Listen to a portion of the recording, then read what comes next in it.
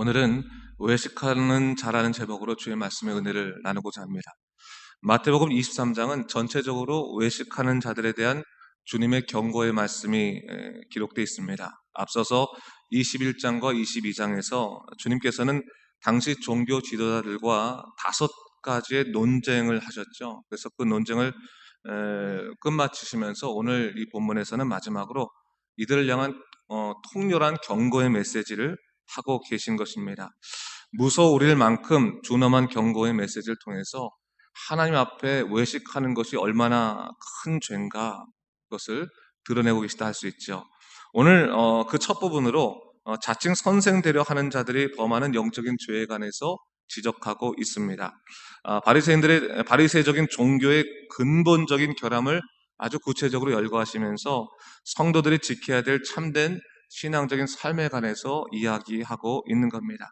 그렇다면 하나하나 볼 텐데요. 오늘 본문 1절에 보니까 주님께서 무리와 제자들에게 말씀하셨다, 이렇게 얘기하고 있어요. 주님의 말씀을 듣는데 무리와 제자라, 이렇게 구별을 했다고 하는 것이죠. 이것은 주님 곁에 있다 할지라도 아직까지 그 진리의 말씀을 깨닫지 못하거나 혹은 주님을 비방하기 위해서 온 바리새인들과 사두개인들과 같은 악한 자들을 구별하기 위해서 이렇게 표현한 것입니다. 그래서 주님은 무리라고 해서, 무리라는 말을 통해서 신앙 공동체에 있다고 다 영적으로 순결한 자들은 아니다라고 하는 거죠. 어떻게 보면 이제 성경에서는 그 말씀하지 않습니까? 알곡과 가라지를 그냥 두는 거죠. 언제 나중에 심판하느냐? 추수 때 나중에 심판한다라고 하는 거죠. 모든 영적 공동체가 그렇습니다. 그렇기 때문에 우리가 항상 생각하는 것이 뭐냐면 교회 안에 있다고 내가 믿음이 좋다, 이렇게 생각하면 안 되고, 항상 내가 하나님 앞에서 바로 선 자인가, 정말 하나님의 뜻대로 행하는 자인가, 그 말씀의 중심에 서 있는 자인가를 돌아보면서 진리를 따르고자 하는 그런 신앙심이 있어야 된다고 하는 것을 절대로 잊지 말아야 됩니다. 오늘 본문에서 주님께서는요, 2절부터 3절 말씀에서 이렇게 말씀하십니다. 서기관들과 바리새인들이 모세의 자리에 앉았으니 그러므로 무엇이든지 그들이 말하는 바는 행하고 지키되 그들이 하는 행위는 본받지 마라. 그들은 말만 하고 행하지 아니하며라고 말합니다. 오늘 본문에서 말하는 모세의 자리라고 하는 것은 당시 권위 있는 선생들이 앉도록 회당 앞에 설치된 돌자석을 가리키는 말입니다. 그 돌자석에 앉아서 그들이 말씀을 전하거나 또 훈계를 하거나 또 권면의 말을 하거나 그랬던 거죠. 그래서 당시에 이 자석에 바리새인들과 서기관들이 주로 앉았습니다. 근데 유대인의 이 말 표현들 중에서요, 관념적인 표현들이 있는데 그 중에 뭐가 있냐면, 누구의 자리에 앉다라고 하는 말은 어떠한 의미를 갖고 있냐면 어떤 사람의 권위를 계승하다라는 말과도 사실은 같은 의미가 있습니다. 그래서 오늘 이 마태복음의 표현에 모세의 자리에 앉았다라고 하는 말, 특히 예수님께서 이렇게 말씀하셨다는 것은 결국 어떻게 우리가 해석할 수가 있냐면, 너희들은 스스로 모세의 권위에 대한 법적인 계승자로서 자처하고 있지만, 이런 말과도 같은 거예요. 그래서 나는 모세의 뒤를 따른다. 나는 영적으로 진리 가운데 서 있다. 나는 하나님의 사람으로 나는 좀 더 많은 것을 안다. 이렇게 이제 자처하고 있지만 뭐라고 말합니까? 너희들은 가짜라고 하는 거죠. 가짜다. 그러면서 뭘 얘기하는 겁니까? 너희들이 말하는, 너희가 사람들에게 뭘 말하냐면, 그들이 말하는 율례는 지키다 할지라도, 말은 지킨다 할지라도 뭐예요? 그들의 삶은 본받지 말라. 그들의 행위는 본받지 말라. 그렇게 얘기하고 있습니다. 왜 그렇습니까? 말만 하고 행위가 따르지 않는 삶은 가짜다라고 합니다. 그건 이제 얘기를 하는 겁니다. 그래서 그런 신앙적인 모습을 본받지 말라라고 얘기합니다. 그러면서 주님은 그들이 행한 잘못을 구체적으로 열거하시는데 4절 말씀에서 뭘 얘기하고 있습니까?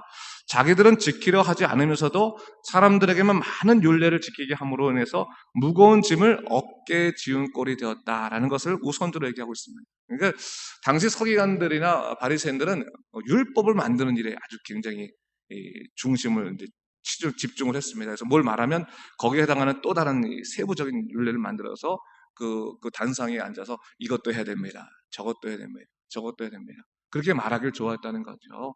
실제로 그러지 않겠습니까? 이 권위 있는 자리에 앉으면 거기서 사람들에게 뭐 세상 말로 하면 잔소리기도 하겠지만 좋은 말로 말하자면 훈시를 하길 좋아하잖아요. 훈시. 근데 훈시를 율법화 시켜서 얘기했다는 거. 이거는 안 하면 하나님 뜻에 맞지 않는다. 거역되는 거다. 이거 하나님께서 좋지 않아요. 이렇게 수없이 율례를 만들어서 사람들로 하고 영적인 자유를 누리게 하는 것이 아니라 결국 뭐예요?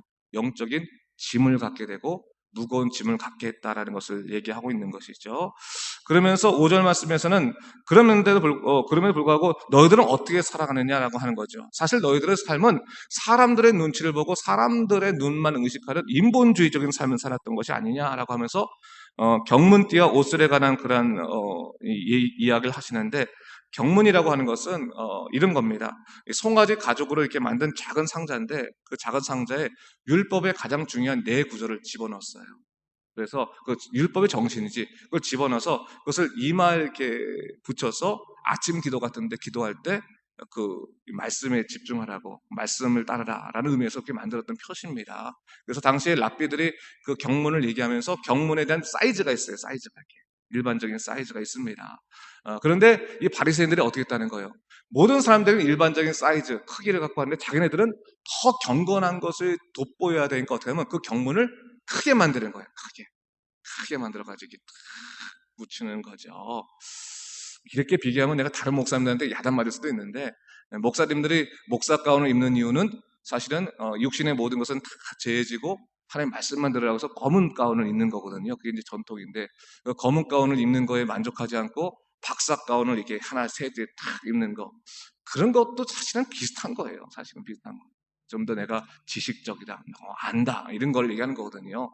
이런 거 비슷한 거예요. 그러니까 이 경문을 크게 만들라고 붙여놨다라고 하는 거. 옷술도 마찬가지입니다.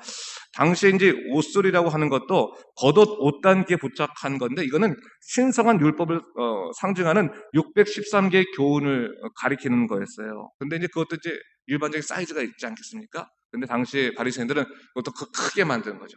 화려하게 만들어서 달아놓으니까 그것만 봐도 경건해 보인다. 대단해. 저 사람 나하고 다른 삶인가. 이거를 느끼기도 했고 실제로 또 스스로 느끼게 하려고 그런 겉모습에 더 강조를 했다고 하는 것이죠. 그런데 아까도 말했지만 이 경문이 뜻이 뭐냐면 레피린이라고 하는 히브리어를 쓰는데 경문의 뜻은 기도의 띠라는 뜻이에요. 기도의 띠. 기도할 때 띠를 뗀다는 기도의 띠인데 기도에는 기도가 뭡니까? 하나님을 만나고 하나님께 집중하는 건데 하나님께 집중하지 못하고 누구에 집중하는 거예요?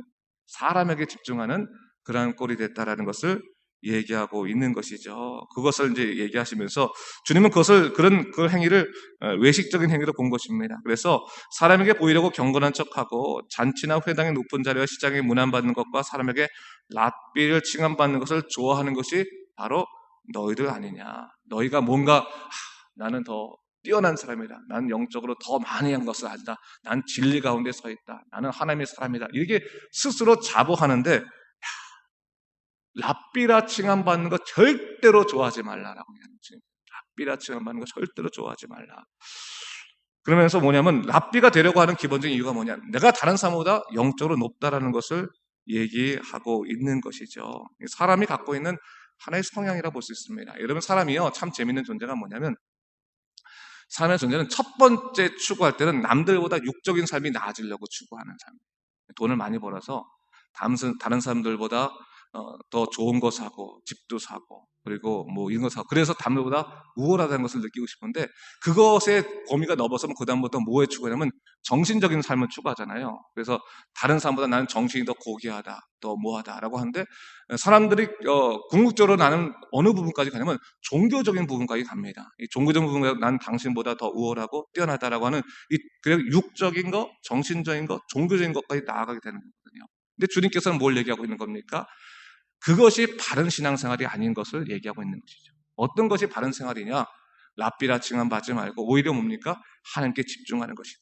하나님께 집중하고 하나님을 바라보는 것이다. 그래서 너희가 랍비라 칭함받지 말고 너희가 다른 사람보다 영적으로 우월하다는 것을 칭함받으려고 하지 말고 오로지 하나님을 바라보고 너희를 낮춰 살라. 오히려 겸손하게 낮추고 겸손하게 나는 높아지고 싶거든. 낮은 삶을 살아라.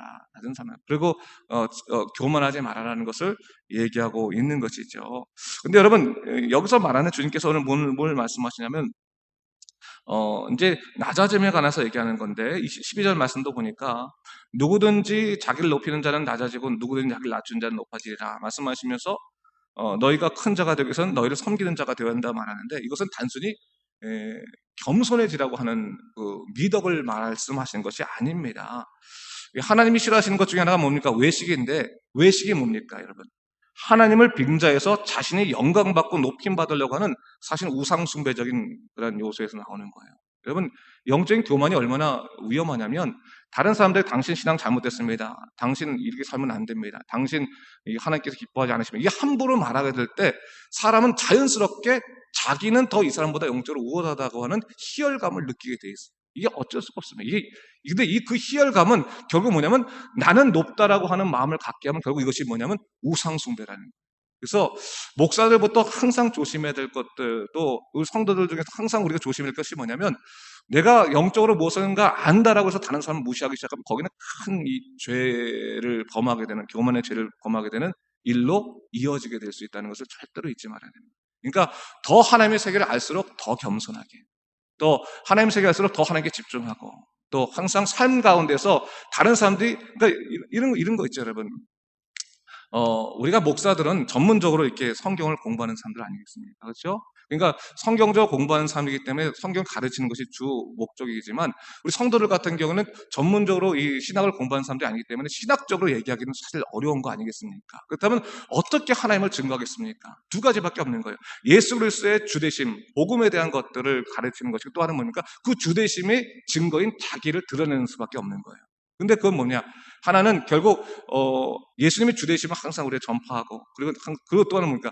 예수님의 주되심을 말미암아 종된 우리의 삶의 겸손함과, 또한 다른 사람을 섬기는 삶들, 말씀에 순종한 삶들로 가르칠 수밖에 없다는 거죠. 그러니까 여러분, 말씀이 우리 삶 속에서 보여져야 한다고 하는 가장 중요한 의미가 뭐냐면, 자기의 삶이 하나님의 말씀을 가릴 수 있는, 영광을 가릴 수 있는 방해물도 될 수 있기 때문에 그런 겁니다. 그래서 항상 우리 생각할 때 내 삶이 혹시 나의 행동들이 다른 사람들에게 하나님을 가린 일이 없을까를 점검해보고, 영적인 세계에서 자꾸 변해가는 것들도 우리에게 중요한 것이다라는 것을 얘기하고 있는 것이죠.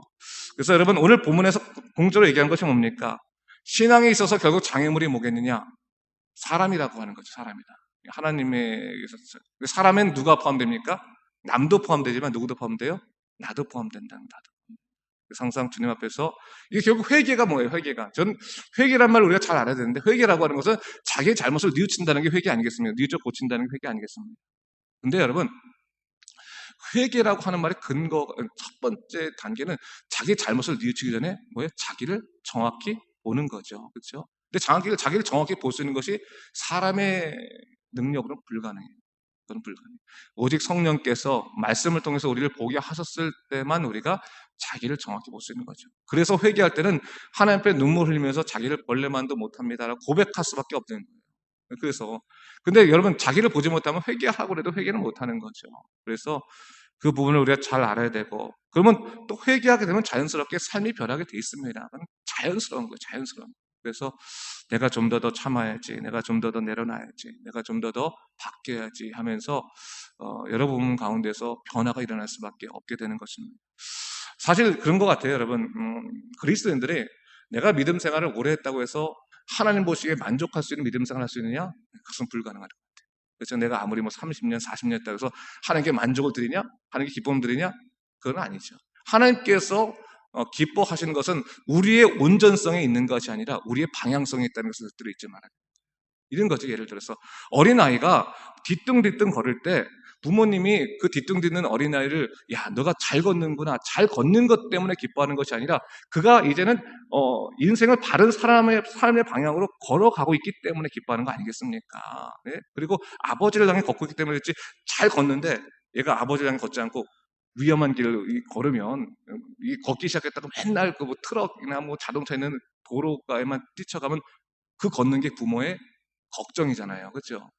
걷는 게 마찬가지입니다. 우리 믿는 사람들도 항상 우리를 고를 때 제가 하나님 향한 방향이 있나요? 제가 주님 안에서 바로 살고 주님 안에서 변화되는 믿음의 살게 해주십시오. 내 삶이 조금씩 바뀌어가면서 복음의 증거가 되도록 인도해 주십시오. 기도하고 살아가면 우리 믿음 가운데서 하나님께서 원하시는 삶을 살아갈 수 있을 것입니다. 다시 한번 이 말씀을 보면서 주님께서 저는 좀 이게 이 마태복음이 결국 복음서를 보면서 좀 한 가지 딱 안타까운 것 중에 하나가 뭐냐면 이 복음서의 마지막 부분에 예수님의 순환은 결국 복음의 핵심 십자가의 죽음이 아니습니까? 죽음으로 구원하신 대속의 은총인데 하나님의 뜻을 이루어낸 거 아니겠습니까? 근데 하나님의 뜻을 이뤄내는 그 바로 직전의 시점에서 인간의 모습은 뭡니까?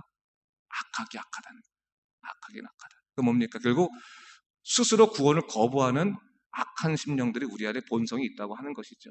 근데 그것만 깨트리면 우리는 그것을 깨트리고 주님만 바라보면 우리는 구원의 백성으로 온전하게 살아가는 믿음의 삶이 될 수 있음을 성경은 다시 한번 말씀하니까 주님이 이렇게 쓴소리도 단소리로 들으시는 게 참 좋은 것 같아요. 단소리로 들었을 때 기쁜 마음으로 우리가 믿음 생활할 수 있을 것입니다. 다시 한번 하나님의 뜻 가운데 살아가는 여러분 되시길 주님의 이름으로 축원합니다. 기도하겠습니다.